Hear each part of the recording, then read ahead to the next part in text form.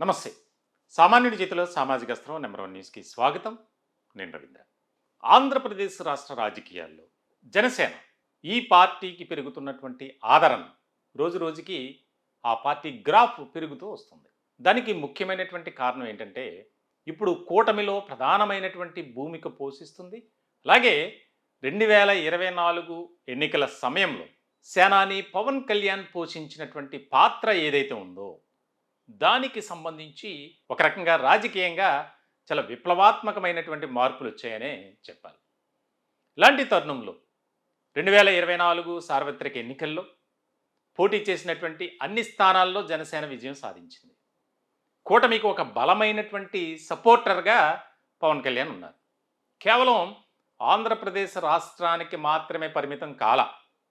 ఏదైతే national democratic alliance ఉందో ఎన్డీఏకి కూడా చాలా బలమైనటువంటి ఒక వ్యవస్థగా ఆయన పనిచేస్తున్నారు.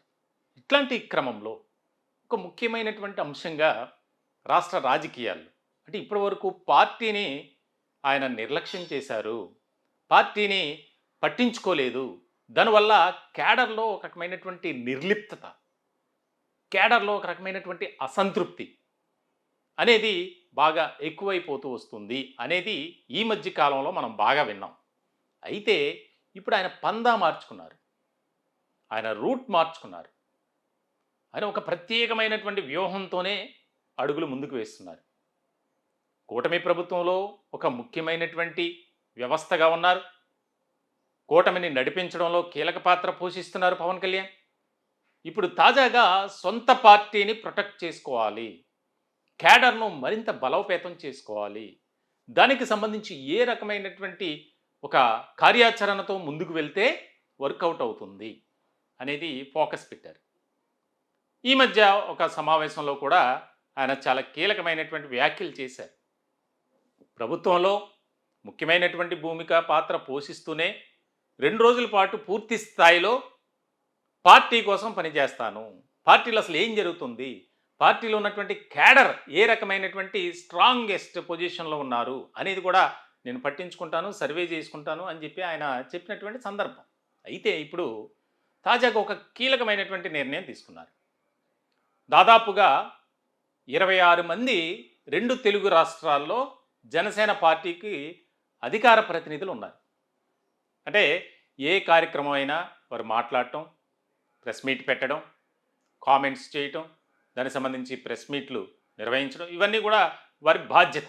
అయితే ఇప్పుడు 2 తెలుగు రాష్ట్రాల్లో ఉన్నటువంటి అధికార ప్రతినిధులను, ఆ కమిటీలను రద్దు చేశారు. చాలా కీలకమైనటువంటి అంశం ఇది. తెలంగాణలో దాదాపుగా 12 మంది ఉన్నారు. ఆంధ్రప్రదేశ్ వచ్చేసరికి 14 మంది రాష్ట్ర వ్యాప్తంగా జనసేన పార్టీకి సంబంధించి రాష్ట్ర అధికార ప్రతినిధులుగా ఉన్నారు. ఆంధ్రప్రదేశ్ విషయానికి వస్తే 14 మందిని కూడా రద్దు చేశారు. తర్వాత ఏదైతే ఒక ప్రకటన వెలువడిన తర్వాత మాత్రమే వారి కార్యకలాపాలు కొనసాగించాలి. దాదాపుగా ఈ 14 మందిలో చాలామంది అవుట్ అవుతారు. కొత్త వారికి అవకాశం కల్పించే దిశగా ఆయన ఒక రకమైనటువంటి ప్రణాళికను సిద్ధం చేస్తున్నారు. చాలా ముఖ్యమైనటువంటి అంశం రాజకీయాలు ఇది. ఎందుకంటే ఇప్పుడు జనసేన ఏ పరిస్థితుల్లో ఉంది, ఇప్పుడు ఉన్నటువంటి సిచ్యువేషన్లో కనుక మనం గమనిస్తే కాస్త తెలుగుదేశం పార్టీ కంటే మెరుగ్గా ఉన్నప్పటికీ యాక్టివిటీస్ అనేది జరగట్ల. అంటే కార్యకర్తలతో మమేకం కావటం కానీ, కార్యకర్తల నుంచి వినతులు స్వీకరించడం కానీ, అంటే పార్టీలు ఇది ఇంటర్నల్ ఇష్యూ కింద మనం చూస్తే కనుక. అలాగే ఆయా నియోజకవర్గాల్లో ఎవరైతే పార్టీ తరపున ప్రాతినిధ్యం వహిస్తున్నటువంటి శాసనసభ్యులు ఉన్నారు, ఎమ్మెల్యేలు, వారు ఆ యొక్క నియోజకవర్గంలో తగిన రీతిలో పని చేయట్లేదు, ప్రజలతో మమేకం కావట్లేదు, క్యాడర్ను కలుపుకొని ముందుకు వెళ్ళటం లేదు అనే ఒక రకమైనటువంటి ఆరోపణలు, విమర్శలు బాగా ఉన్నాయి. ఇలాంటి క్రమంలో వారికి కూడా, ఎమ్మెల్యేలకు కూడా క్లాస్ స్పీకర్, ఎవరైనా సరే తమ సొంత నియోజకవర్గంలో ఏ రకమైనటువంటి పరిస్థితులు ఉన్నాయి, ఎట్లాంటి అక్కడ పరిస్థితి ఏర్పడింది, నెలకొంది అనే దాని మీద సమగ్రంగా విశ్లేషించి మనకు అవకాశం ఇచ్చినటువంటి ప్రజలతో, ఓటర్లతో మమేకం కావాలి, వారి సమస్యలను పరిష్కరించే దిశగా పనిచేయాలి అనేది. కానీ కొన్ని చోట్ల మాత్రమే అది ఆ, అధినేత ఆదేశాలను దిశానిర్దేశాన్ని పాటిస్తున్నారు, ఫాలో అవుతున్నారు. కానీ కొంతమంది మాత్రం తమకిష్టం వచ్చినట్లు వ్యవహరిస్తున్నారు. దాని గురించి కూడా క్లాస్ స్పీకర్ అధినేత. ఇలాంటి పరిస్థితుల్లో ఆంధ్రప్రదేశ్, తెలంగాణ ఈ రెండు తెలుగు రాష్ట్రాలకు సంబంధించి మొత్తం 26 మంది, తెలంగాణలో 12 మంది, ఆంధ్రప్రదేశ్లో 14 మంది ఎవరైతే రాష్ట్ర అధికార ప్రతినిధులు ఉన్నారో వారందరినీ ఎందుకు కామ్గా ఉండమన్నారు, సైలెంట్గా ఉండమన్నారు? తదుపరి ఆ నిర్ణయం వచ్చేంత వరకు ఎవరు కూడా మాట్లాడటానికి లేదు, ఎలాంటి కార్యక్రమాల్లో పాల్గొనటానికి లేదు అనేది ఇక్కడ చాలా ముఖ్యమైనటువంటి అంశం. మరి అధినేత ఆయన ఆలోచన విధానం ప్రకారం నిర్ణయాలు తీసుకుంటారు. ఇది అధికారికంగా ప్రకటన ఇంకా రాకపోయినప్పటికీ పార్టీ వ్యవహారంగా తీవ్రమైనటువంటి చర్చ జరుగుతుంది. ఎందుకనంటే ఇప్పుడున్నటువంటి పరిస్థితుల్లో వైఎస్ఆర్సీపీ కానీ ఇతర పార్టీలు కావాలని టార్గెట్గా జనసేన గురించి మాట్లాడుతున్నటువంటి సందర్భంలో ఎవరు కూడా దాన్ని కౌంటర్ చేయలేకపోతున్నారు, తిప్పికొట్టలేకపోతున్నారు. అలాగే కూటమి చేస్తున్నటువంటి పరిపాలన విషయంలో కానీ చేపడుతున్నటువంటి సంక్షేమ పథకాలు, అభివృద్ధి కార్యక్రమాలు ఏవైతే ఉన్నాయో వాటన్నిటి విషయంలో ఎవరు కూడా ఒక పారదర్శకత అనేది పాటించట్లేదు. ప్రజలకు మనం చేసింది మనం చెప్పుకుంటేనే కదా రేపొద్దున మనకి మళ్ళీ అధికారం ఇచ్చేది అన్న ఒక రకమైనటువంటి ఆలోచన విధానం లేకపోవడం వల్ల అనేక రకాల ఇబ్బందులు అవుతున్నాయి. అధికార ప్రతినిధులు కూడా ఆ బాధ్యతను తీసుకోవట్లేదు.